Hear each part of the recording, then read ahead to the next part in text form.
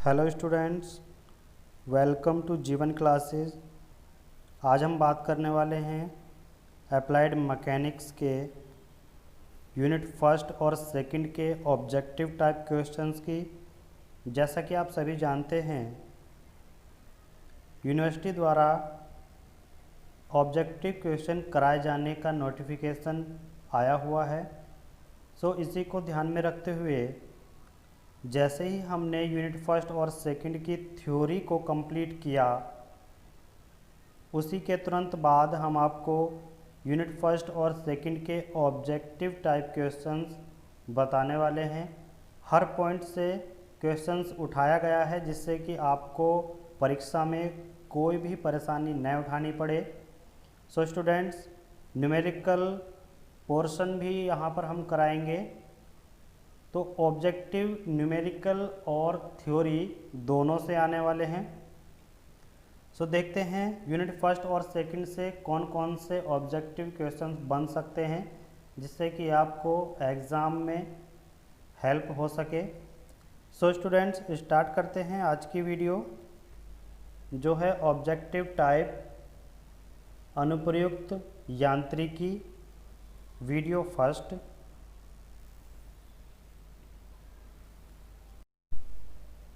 Students, आज की इस वीडियो में फर्स्ट क्वेश्चन से देखते हैं। तो फर्स्ट क्वेश्चन है हमारे पास, विराम अवस्था में वस्तुओं पर बलों के प्रभाव का अध्ययन किया जाता है। आपको बताना है कि विराम अवस्था में वस्तुओं पर बलों के प्रभाव का अध्ययन किस में किया जाता है। इसमें चार ऑप्शन दिए गए हैं: गतिकी, स्थैतिकी, शुद्ध गतिकी या बल गतिकी। यहाँ पर हमने इंग्लिश और हिंदी दोनों लैंग्वेज में क्वेश्चन किए हैं जिससे कि इंग्लिश वाले स्टूडेंट्स भी आसानी से पढ़ सकें और जो हिंदी मीडियम वाले स्टूडेंट्स हैं वो भी आसानी से समझ सकें। तो फर्स्ट क्वेश्चन क्या कह रहा है कि विराम अवस्था में वस्तुओं पर बलों के प्रभाव का अध्ययन किया जाता है। तो बताइए किस में किया जाता है। तो यहाँ पर ऑप्शन नंबर सेकंड, स्थैतिकी में। देखिएगा, यहाँ पर हमने पढ़ा था गतिकी, स्थैतिकी, शुद्ध गतिकी और बल गतिकी, ये चारों हमने पढ़े थे। तो यहाँ पर जो वस्तु विराम अवस्था में होती है, अगर उस पर बलों के प्रभाव का अध्ययन किया जाता है तो वो किया जाता है स्थैतिकी में। यहाँ पर अंग्रेजी में अगर हम देखें तो the study of the effect of forces on the object at rest is done by static. किस में होता है? स्टैटिक में होता है। तो ऑप्शन नंबर सेकंड यानी कि ऑप्शन नंबर बी यहाँ पर सही हो जाता है। क्वेश्चन नंबर सेकंड, बल का मात्रक होता है। बल का मात्रक क्या होता है? तो बल का मात्रक हम सभी जानते हैं, बल का मात्रक न्यूटन होता है। तो यहाँ पर ऑप्शन नंबर सी आपका करेक्ट हो जाएगा, the unit of forces is Newton. Question number third, CGS पद्धति में बल का मात्रक होता है। सीजीएस पद्धति में बल का मात्रक क्या होता है? तो सीजीएस पद्धति में याद रखिएगा फ्रेंड्स, सीजीएस पद्धति में बल का मात्रक डाइन होता है। तो ऑप्शन नंबर ए यहाँ पर करेक्ट हो जाएगा। CGS the unit of forces in the system, या हम कह सकते हैं the unit of forces in CGS system. तो the unit of forces in CGS system is dyne, यानी कि ऑप्शन नंबर ए यहाँ पर करेक्ट हो जाएगा। अब बात कर लेते हैं फोर्थ क्वेश्चन की। फोर्थ क्वेश्चन कहता है कि 1 kgf बराबर होता है। तो 1 kgf किसके बराबर होता है? आइए यहाँ पर देख लेते हैं। 1 kgf बराबर होता है 9.81 न्यूटन के। तो यहाँ पर ऑप्शन नंबर बी करेक्ट हो जाएगा। 1 kgf is equal to 9.81 newton. Friends, याद रखिएगा, कभी कभी आपको दिया रहेगा कि 9.81 न्यूटन ना दे करके वो 10 देगा। ठीक है, अगर आपको 9.81 ऑप्शन नहीं दिखता और वहाँ पर आपको 10 दिखता है तो आपको 10 मार्क करना होगा। क्लियर? 9.81 अगर आपको दिखता है तो आपको 9.81 ही करेक्ट आंसर टिक करना होगा। यदि 9.81 नहीं है और उसने 10 दिया हुआ है, 10 न्यूटन, तो आपको 10 न्यूटन पर टिक करना होगा। क्लियर। और यदि 10 न्यूटन और 9.81 न्यूटन दोनों जैसे यहाँ पर दिए हुए हैं इस तरीके से अगर आपको मिल जाए तो आपका करेक्ट आंसर होगा 9.81। इसको आप याद रखिएगा। अब बात कर लेते हैं क्वेश्चन नंबर 5। क्वेश्चन नंबर 5 कहता है 1 न्यूटन बराबर होता है 1 न्यूटन इज इक्वल टू, तो किसके बराबर होता है? 1 न्यूटन बराबर होता है 10 की पावर 5 डाइन। 10 की पावर 5 डाइन, यहाँ पर इसको सही कर लीजिएगा, ये 10 की पावर 5 है। ठीक है, तो 10 की पावर 5 डाइन 1 न्यूटन के बराबर होता है, तो यहाँ पर option number A correct answer होगा। अब बात कर लेते हैं क्वेश्चन नंबर 6। दाब का एसआई मात्रक होता है। दाब का एसआई मात्रक होता है। दाब का एसआई मात्रक सभी आप जानते हैं, तो the SI unit of pressure is newton per metre square, तो यहाँ पर ऑप्शन नंबर ए करेक्ट हो जाएगा, newton per metre square. The unit of pressure is newton per metre square, the option number A is correct answer. Question number 7। Question number 7 क्या कहता है कि दाब कैसी राशि है, ये मालूम करना चाह रहा है कि दाब कैसी राशि है। तो यहाँ पर हम देख लेते हैं, दाब एक अदिश राशि है, आपको थ्योरी लेक्चर में बताया गया था। दाब कैसी राशि है? दाब अदिश राशि है, तो यहाँ पर option number B correct option होगा। Pressure is a vector quantity या फिर स्केलर क्वांटिटी या फिर बोथ, यानी कि दोनों दे रखा है, वेक्टर और स्केलर, या फिर नन ऑफ दीज, तो आप ऑप्शन लगाएंगे प्रेशर इज स्केलर क्वांटिटी, यानी कि ऑप्शन नंबर बी आपका करेक्ट हो जाएगा। दाब कैसी राशि है? अदिश राशि है। क्लियर, ऑप्शन नंबर बी यहाँ पर करेक्ट आंसर होगा। क्वेश्चन नंबर 8 देख लेते हैं। क्वेश्चन नंबर 8 क्या कह रहा है कि कार्य बराबर होता है, वर्क इक्वल्स किसके होता है? बल गुणा विस्थापन, यानी कि ऑप्शन नंबर ए यहाँ पर करेक्ट हो जाएगा। फोर्स इनटू डिस्प्लेसमेंट जो होता है वो वर्क देता है। अगर फोर्स और जो भी वस्तु में डिस्प्लेसमेंट उस फोर्स के द्वारा उस फोर्स के डायरेक्शन में हुआ है तो उसको हम कहते हैं वर्क डन। तो यहाँ पर बल गुणा विस्थापन, यानी कि बल के साथ उस फोर्स के द्वारा किसी वस्तु में हुए विस्थापन की मल्टीप्लाई अगर हम कर देते हैं तो हमें उस फोर्स के द्वारा किया गया कार्य मिल जाता है। तो यहाँ पर option number A correct answer होगा। अब बात कर लेते हैं क्वेश्चन नंबर 9। क्वेश्चन नंबर 9 क्या कह सकता है कि निम्नलिखित में से कौन सा कथन सही है? निम्नलिखित में से कौन सा कथन सही है? Which of the following statement is correct. निम्नलिखित में से कौन सा कथन सही है? तो आप पहले कथन को पढ़ लीजिएगा, देखिएगा। फर्स्ट कह रहा है कि एक बल एक एजेंट है जो गति उत्पन्न करता है या गति उत्पन्न कराता है। ठीक है, गति उत्पन्न करता है या गति उत्पन्न कराता है। सेकंड ऑप्शन, एक बल एक एजेंट है जो गति को रोकता है या रोकता है। ठीक है, इस तरीके से, यानी कि या रोकने का प्रयास करता है, हम इस तरीके से कह सकते हैं। या तो उत्पन्न करता है या उत्पन्न करने का प्रयास करता है। सेकंड ऑप्शन में कहा गया है कि बल एक एजेंट है जो गति रोकता है या फिर रोकने का प्रयास करता है। ऑप्शन नंबर थर्ड यहाँ पर कहा गया है कि एक बल किसी दिए गए नंबर को संतुलित करता है एक वस्तु पर। देखिएगा यहाँ पर ये वस्तु है, एक वस्तु पर कार्य करने वाले बलों को, जो हमारे पास नंबर ऑफ बल दिए हुए हैं, ये उनको क्या करता है? संतुलित करता है। इस तरीके से ये ऑप्शन दिया हुआ है। ऑप्शन नंबर डी यहाँ पर दिया हुआ है, ए और बी, यानी कि जो ए है और बी है ये दोनों ही सही हैं, इस तरीके से ऑप्शन दिया हुआ है। ठीक है, तो देखिएगा ऑप्शन नंबर फर्स्ट हमारे पास था कि एक बल एक एजेंट है, तो ये तो सही है, जो गति उत्पन्न करता है या उत्पन्न कराता है, यानी कि उत्पन्न करने का प्रयास करता है। ठीक है, तो ये ऑप्शन तो सही है बल के डेफिनेशन के हिसाब से। अब देख लेते हैं सेकंड ऑप्शन, बल एक एजेंट है, ये हाँ सही बात है, जो गति को रोकता है या फिर रोकने का प्रयास करता है। तो इसका मतलब क्या हुआ? ऑप्शन नंबर ए और ऑप्शन नंबर बी दोनों ही सही हैं, और यहाँ पर ये ऑप्शन दिया गया है डी के दोनों ए और बी ही सही हैं। तो यहाँ पर ऑप्शन नंबर डी हमारा करेक्ट आंसर होगा, यानी कि both A and B option are correct. Clear, तो 9th का कौन सा हो जाएगा? डी ऑप्शन हो जाएगा। क्वेश्चन नंबर 10, बल बहुभुज नियम के अनुसार क्या कह रहा है, सभी बल साम्यावस्था में होते हैं, बल एक दूसरे के लंबवत होते हैं, सभी बल एक दूसरे के बराबर होते हैं, और डी ऑप्शन है इनमें से कोई नहीं। यानी कि according to the force polygon rule. तो क्या होता है फोर्स पॉलीगन रूल, हमने थ्योरी वीडियो में बताया था कि बल बहुभुज नियम के अनुसार सभी बल साम्यावस्था में होते हैं।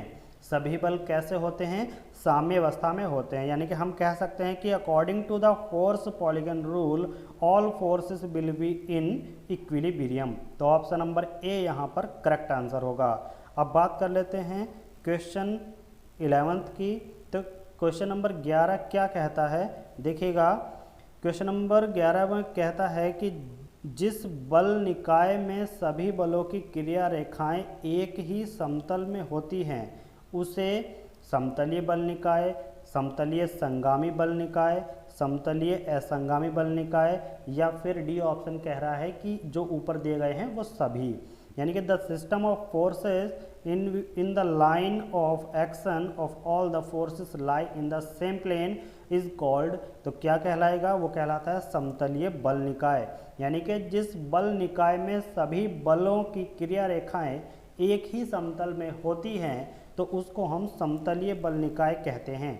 तो यहाँ पर ऑप्शन नंबर ए करेक्ट हो जाएगा, कोप्लेनर फोर्स सिस्टम, जिसको इंग्लिश में कहते हैं हम कोप्लेनर फोर्स सिस्टम। यानी कि अगर क्वेश्चन आता है कि the system of force in which the line of action of all the forces lie in the same plane is called coplanar force system. यानी कि option number A correct answer होगा। Clear. Question number 12 देख लेते हैं। क्या कहता है कि निम्नलिखित में कौन सा कथन सत्य है। तो हमें पहले ऑप्शन को पढ़ना होगा और ऑप्शन को पढ़ करके हमें बताना होगा कि कौन सा ऑप्शन सही है और कौन सा ऑप्शन उसमें करेक्ट बैठता है। तो देखिएगा निम्नलिखित में कौन सा कथन सत्य है। तो देखिए पहले ऑप्शन को हमें पढ़ना होगा और देखना होगा कि कौन सा ऑप्शन करेक्ट है। तो अदिश कोई भी भौतिक राशि है जिसे उसके परिणाम द्वारा पूरी तरह से निर्दिष्ट किया जा सकता है। क्या कहा गया है, अदिश कोई भी भौतिक राशि है जिसे उसके परिमाण द्वारा पूरी तरह से निर्दिष्ट किया जा सकता है। ऑप्शन नंबर बी यहाँ पर दिया हुआ है, एक वेक्टर कोई सकारात्मक या नकारात्मक भौतिक मात्रा है जिसे पूरी तरह से इसके परिमाण द्वारा निर्दिष्ट किया जाता है या किया जा सकता है। ऑप्शन नंबर सी कह रहा है, ऑप्शन नंबर सी है, अदिश कोई भी भौतिक राशि है जिसके पूर्ण विवरण के लिए परिमाण और दिशा दोनों की आवश्यकता होती है। तो देखिए ये तो ऑप्शन वैसे ही गलत हो जाता है। अदिश में परिमाण की आवश्यकता तो होती है लेकिन दिशा की तो होती नहीं है, तो ये ऑप्शन तो वैसे ही कैंसिल कर देना चाहिए। ऑप्शन नंबर 4, अदिश कोई भी भौतिक राशि है जिसे उसकी दिशा द्वारा पूरी तरह से निर्दिष्ट किया जा सकता है। देखिए अदिश है तो दिशा तो होगी ही नहीं, ये ऑप्शन वैसे ही करेक्ट कैंसिल आउट हो जाएगा। तीसरा ऑप्शन वैसे ही गलत है। फर्स्ट और सेकंड में हम देख रहे हैं, तो सेकंड ऑप्शन यहाँ पर देखिएगा, एक वेक्टर कोई सकारात्मक या नकारात्मक भौतिक मात्रा है जिसे पूरी तरह से इसके परिमाण द्वारा निर्दिष्ट किया जा सकता है। तो सकारात्मक और नकारात्मक की बात हो रही है तो ये ऑप्शन कैंसिल आउट होगा। तो ऑप्शन नंबर ए हमारे पास बचता है। तो यही हमारे पास आंसर आता है कि अदिश कोई भी भौतिक राशि है। हम सकारात्मक या नकारात्मक भौतिक मात्रा नहीं बोल सकते, हम बोलेंगे कि अदिश कोई भी भौतिक राशि है जिसे उसके परिमाण द्वारा पूरी तरह निर्दिष्ट किया जा सकता है। तो यहाँ पर 12 का कौन सा आंसर हो जाएगा, option number a scalar is any physical quantity that can be completely specified by its magnitude. अब देख सकते हैं क्वेश्चन नंबर 13। क्वेश्चन नंबर 13 क्या कह रहा है कि एक सिर और एक पूंछ के साथ एक तीर द्वारा परिभाषित दो वेक्टरों के लिए प्रत्येक वेक्टर की लंबाई और उनके बीच का कोण दर्शाता है। यानी कि दो वेक्टर हैं, उनके जो प्रत्येक वेक्टर की लंबाई है और उनके बीच का कोण क्या दर्शाता है, उसी को यहाँ पर इसने मालूम किया है। तो देखिएगा यहाँ पर आपको ऑप्शन दिए हुए हैं, ऑप्शन को पढ़ लेते हैं। फर्स्ट ऑप्शन है उनके परिमाण का वर्ग और क्रिया रेखा की दिशा, ठीक है। पहला ऑप्शन है उनके परिमाण का वर्ग और क्रिया रेखा की दिशा क्रमशः। सेकंड ऑप्शन है क्रमशः कार्रवाई, यानी कि देखो इसमें यहाँ पर कार्रवाई जो लिखा हुआ है ये है एक्शन, ठीक है। यहाँ पर ये एक्शन है, ये कार्रवाई नहीं है, ठीक है। यानी कि जो भी एक्शन हो रहा है, ठीक है, एक्शन हो रहा है फोर्स का जिस डायरेक्शन में, उसकी रेखा की उनकी परिणाम और दिशा, ठीक है। परिमाण का वर्गमूल और क्रिया रेखा की दिशा क्रमशः। और फोर्थ ऑप्शन है परिमाण का वर्ग और उनकी लंबाई का अनुपात, ठीक है। तो यहाँ पर 4 ऑप्शन आपको दिए हुए हैं। तो 4 ऑप्शन में कहा गया है फर्स्ट ऑप्शन उनके परिमाण का वर्ग और क्रिया रेखा की दिशा, तो ये तो ऑप्शन गलत हो जाएगा, ये ऑप्शन गलत हो जाएगा। तो बी ऑप्शन क्या है कि क्रमशः जो भी उनकी क्रिया रेखा होगी, क्रमशः क्रिया की रेखा की उनकी परिमाण और दिशा, ठीक है, परिमाण और दिशा। तो हमारे पास ऑप्शन नंबर बी करेक्ट हो जाता है। कौन सा हो जाता है? Option number B. तो उन दोनों वेक्टरों के बीच का कोण और उन वेक्टरों के लंबाई क्या दर्शाता है? वो दर्शाता है क्रमशः क्रिया रेखा की उनकी परिमाण और दिशा। तो उनके परिमाण और दिशा को दर्शाता है। ऑप्शन नंबर बी यहाँ पर करेक्ट हो जाएगा। अब बात कर लेते हैं क्वेश्चन नंबर 14। यदि एक सदिश को एक अदिश से गुणा किया जाता है, एक सदिश को एक अदिश से गुणा किया जा रहा है, यानी कि if a vector is multiplied by a scalar. तो यहाँ पर क्वेश्चन कह रहा है कि यदि एक सदिश को एक अदिश से गुणा किया जाता है, तो सदिश को जब अदिश से गुणा करते हैं तो हमें कुछ रिजल्ट प्राप्त होते हैं, जो हमने आपको वीडियो लेक्चर में बताया था। तो इसमें जो है उसका परिमाण क्या होता है और किस तरीके से उसके परिमाण की मात्रा बढ़ती है या घटती है, वो इन ऑप्शन में दिया हुआ है, वो हमको बताना है। तो देखिए फर्स्ट ऑप्शन है तब इसका परिमाण उस अदिश परिमाण के वर्गमूल से बढ़ जाता है, तो ये तो होगा नहीं। बी ऑप्शन है तब इसका परिमाण कैसा होता है? उस अदिश परिमाण के वर्ग द्वारा बढ़ा दिया जाता है, यानी कि यदि एक सदिश को एक अदिश से गुणा किया जाए तो इसका परिमाण उस अदिश परिमाण के वर्ग द्वारा बढ़ा दिया जाता है, ये भी गलत है। अब देख लेते हैं ऑप्शन नंबर 3, यानी कि सदिश को एक अदिश से गुणा कर रहे हैं, तब इसका परिमाण उस अदिश के परिमाण की मात्रा से बढ़ जाता है। यानी कि हम क्या करते हैं, जब किसी अदिश के सदिश से मल्टीप्लाई करते हैं तो उसकी वैल्यू बढ़ती है, तो जो भी अदिश गुणा करेगा सदिश में तो वो क्या होगा, उसकी मात्रा को बढ़ा देगा। तो ऑप्शन नंबर सी हमारे पास करेक्ट हो जाता है। तो if a vector is multiply by a scalar the correct answer is then its magnitude is increased by the amount of that scalar magnitude. Clear? Option number C यहाँ पर correct answer होगा। अब बात कर लेते हैं क्वेश्चन नंबर 14। यहाँ पर क्वेश्चन दिया हुआ है क्वेश्चन नंबर 15। तो क्वेश्चन नंबर 15 यहाँ पर क्या है देख लेते हैं। क्वेश्चन नंबर 15 में यहाँ कहा गया है कि सभी सदिश राशियाँ मानती हैं, सभी सदिश राशियाँ मानती हैं। तो क्या मानती हैं? समांतर चतुर्भुज जोड़ का नियम, गुणन का समांतर चतुर्भुज नियम, उनके परिमाण के वर्गमूल के योग का समांतर चतुर्भुज नियम। नंबर डी ऑप्शन है उसके परिमाण के वर्ग के योग का समांतर चतुर्भुज नियम। क्लियर?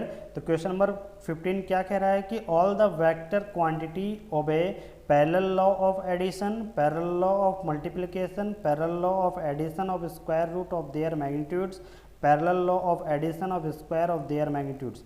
क्लियर? तो यहाँ पर देख लेते हैं कि यहाँ पर दे रखा है कि square root of their magnitude और यहाँ पर दे रखा है स्क्वायर ऑफ देयर मैग्नीट्यूड।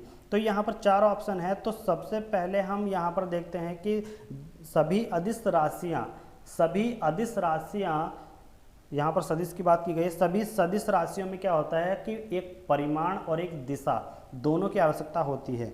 तो यहाँ पर हम कह सकते हैं कि सभी सदिश राशियाँ समांतर चतुर्भुज जोड़ का नियम मानती हैं, यानी कि पैरेलल लॉ ऑफ एडिशन को फॉलो करती हैं। तो ऑप्शन नंबर ए यहाँ पर करेक्ट आंसर होगा। बात कर लेते हैं क्वेश्चन नंबर 15। क्वेश्चन नंबर 15 में क्या कहा गया है कि y अक्ष अल्फा के साथ कोण बनाने वाले वेक्टर के x अक्ष घटक और y अक्ष घटक को विभाजित करना हमें क्या देगा। ठीक है, हमें देगा क्या, कॉट अल्फा, टेन अल्फा या फिर सेक अल्फा या फिर 1। तो यहाँ पर देख लेते हैं कि हमने दो एक्सिस बनाए, एक तो y एक्सिस और x एक्सिस, ये x है और ये y है। तो यहाँ पर एक अल्फा के साथ एंगल बना रहा है y एक्सिस, ठीक है, यहाँ पर ये एंगल हुआ तो ये हुआ हमारे पास अल्फा। तो हमें पता है कि जिस कंपोनेंट पर एंगल बनता है उधर हमारे पास क्या आ जाता है, कॉस आता है, उधर हमारे पास क्या आता है, कॉस। तो हम यहाँ पर कॉस लिख देंगे, और जिधर हमारे पास एंगल नहीं होता वो क्या हो जाता है, वो हो जाता है हमारे पास साइन। तो देखिएगा उसने क्या कहा है कि x घटक और y घटक दोनों को विभाजित करें। तो x घटक कौन सा है, x घटक है हमारे पास साइन का, और y घटक कौन सा है, कॉस का। तो साइन बटे कॉस हमें क्या देगा, साइन बटे कॉस हमें टेन थीटा दे देगा, यानी कि टेन अल्फा दे देगा। तो हमारे पास ऑप्शन कौन सा हो जाएगा, बी। तो बी ऑप्शन हमारे पास यहाँ करेक्ट आंसर होगा, यानी कि x घटक पर साइन है और y घटक पर कॉस है। तो जब दोनों का हम क्या करेंगे, ऊपर x घटक, पहले उसने x घटक कहा है और y घटक को नीचे कहा है, तो दोनों को जब हम रखेंगे तो हमें क्या मिल जाता है, tan मिल जाता है। तो ऑप्शन नंबर बी यहाँ पर करेक्ट आंसर होगा। आइए बात कर लेते हैं क्वेश्चन नंबर 17। तो क्वेश्चन नंबर 17 की हम बात करेंगे। तो यहाँ पर दिया हुआ है, नीचे दी गई आकृति में दिखाए गए वेक्टर की लंबाई 3 मीटर है। तो आकृति में एक वेक्टर दिखाया गया है जिसकी लंबाई कितनी है, लंबाई है 3 मीटर, और ए और बी दिखाए गए कोण हैं जिसके जो हमें दे रखा है, ए 60 और बी 30, ए 60 है और बी 30 है। अब यहाँ पर वो कह रहा है कि x अक्ष और y अक्ष घटकों की गणना कीजिए। x अक्ष घटक क्या होगा और y अक्ष घटक कितना होगा, ये हमें बताना है। तो देखिए हमें कोई सा भी एक एंगल ले लेना होगा। हमने 60 को लिया, तो यहाँ पर हम देख रहे हैं कि ये एंगल 60 है, तो ये कंपोनेंट कौन सा हो जाएगा, कॉस के साथ बनेगा। तो क्या हो जाएगा, 3 गुना कॉस 60, क्लियर। और जिस साइड में एंगल नहीं होता उस साइड हम क्या लेते हैं, साइन लेते हैं। तो हम लिख सकते हैं यहाँ पर 3 गुना साइन 60, ठीक है। यहाँ पर क्या हो जाएगा, 3 गुना साइन 60 हो जाएगा। तो हम जब इसको करेंगे तो यहाँ पर हम निकालेंगे कॉस 3 इंटू कॉस 60 की वैल्यू, यहाँ पर हम निकालेंगे 3 इंटू साइन 60 की वैल्यू। तो इन दोनों को जब हम वैल्यू निकालेंगे तो याद रखिएगा कि पहले वैल्यू किसकी देखनी है। देखिएगा ये ऑप्शन ऐसे दिए हुए हैं कि यहाँ पर आप कंफ्यूज हो सकते हैं। देखिए 1.50 यहाँ बाद में है, 1.50 यहाँ पहले है, यहाँ पर 2.59 पहले है, यहाँ पर 2.59 बाद में है। तो जैसे उसने कहा है आप उसके हिसाब से देखिएगा।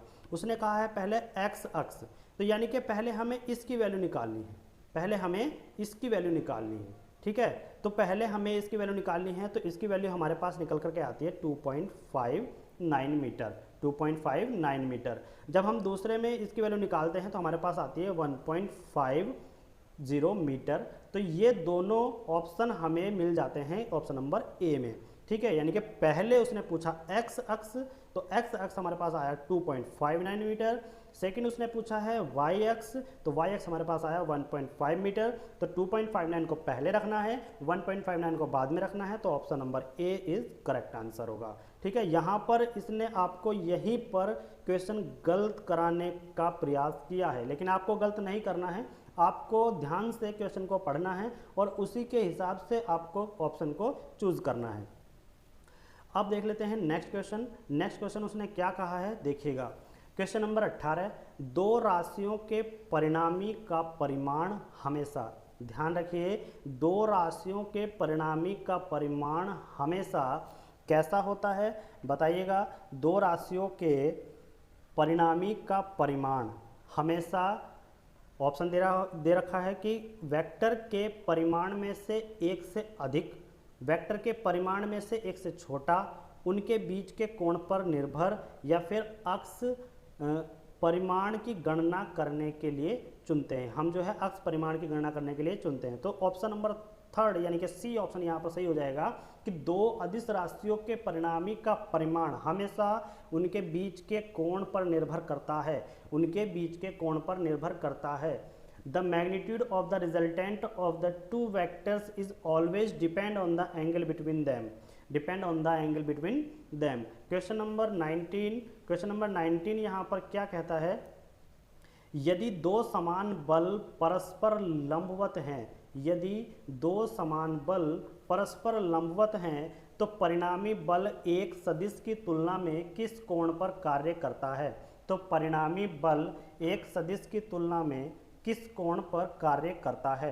तो देखिए यदि दोनों ही सदिश परस्पर लंबवत हैं, यहाँ पर यदि दोनों ही सदिश परस्पर कैसे हैं, लंबवत हैं, तो 90 डिग्री पर हैं। एक सदिश ये है, एक सदिश ये है, यानी कि दोनों वेक्टर हैं और वे 90 डिग्री पर एक दूसरे के हैं।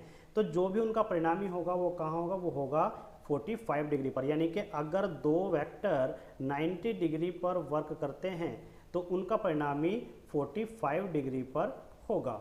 ठीक है, तो ऑप्शन नंबर हमारे पास हो जाएगा first. If two equal vector forces are mutually perpendicular, then the resultant force is acting at which angle as compared to one of the vector is 45 degree. कितना, 45 डिग्री। तो यहाँ पर option number A correct answer होगा। ऐसी ही video पाने के लिए आप चैनल को सब्सक्राइब कीजिएगा और कमेंट कीजिएगा आपको वीडियो कैसी लगी। ये जो हमारे पास क्वेश्चंस हैं ये हर एक पॉइंट से उठाए गए क्वेश्चंस हैं, इनको ध्यान से देखिएगा। ऐसे ही इम्पोर्टेंस क्वेश्चन हम आपके लिए लाने वाले हैं। वीडियो को लाइक ज़रूर कर दीजिएगा, वीडियो को शेयर कीजिएगा और कमेंट करके आपको कैसे लगते हैं आप अपना जवाब कमेंट में दे सकते हैं। थैंक्स फॉर वॉचिंग, मिलते हैं नेक्स्ट वीडियो में।